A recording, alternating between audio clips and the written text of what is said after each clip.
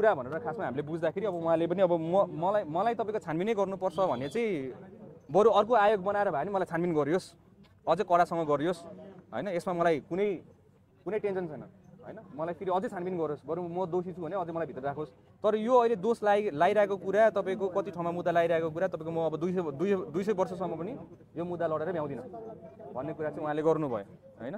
अब यसमा भनेको अब हामीले एनालाइसिस जति बेला रवि लामिछाने बाहिर निस्किए आजभन्दा 2 महिना अगाडिको कुरो, त्यतिखेर सबै तिनै जेन्जी भाइ बहिनीहरूले भनेको होइन कि गो ब्याक रवि भनेर नारा नै लगाए होइन। र त्यसमा पनि अब कुनै राजनीतिक दलले पनि एकदमै विरोध पनि जनाए।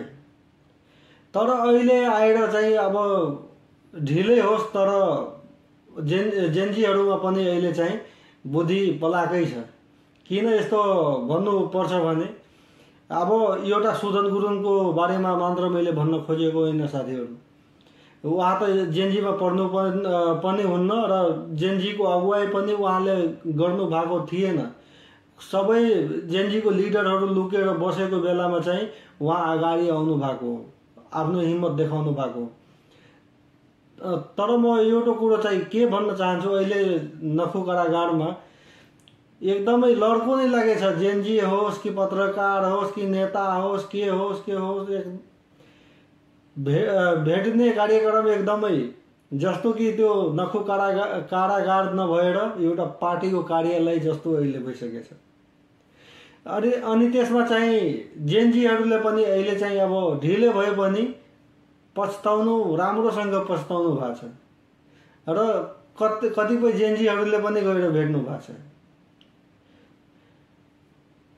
त्यतिखेर चाहिँ अहिले तपाईहरूको जुन गृहमन्त्री छन् त्यसको सट्टामा बरु रवि लामिछानेलाई राखिदिनु भएको भए तपाईहरूको माग अवश्य नै पुरा हुन्थ्यो। त्यतिखेर पनि हामीले भिडियो मार्फत भनेकै हो।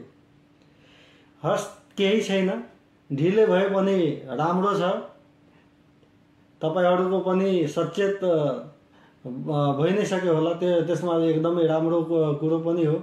तर अबदेखि चाहिँ यस्तो चाहिँ एकैपल्ट नगरिदिनु होला। अब हेर्नुहोस्, अब कसले अब राजनीति लाभ लिनको लागि नखु कारागारमा जाँदैछ, कसले भेटघाट गर्नको लागि जाँदैछ, त्यो हामीलाई पनि जानकारी छैन। तपाईहरूलाई यदि जानकारी छ भने साथीहरू कमेन्ट गर्नु होला। हस् त, आजको भिडियोमा यति नै थिए। भेटौँला फेरि कुनै अर्को नेक्स्ट भिडियोमा। तबसम्मको लागि बिदा चाहन्छु। हस् त, धन्यवाद।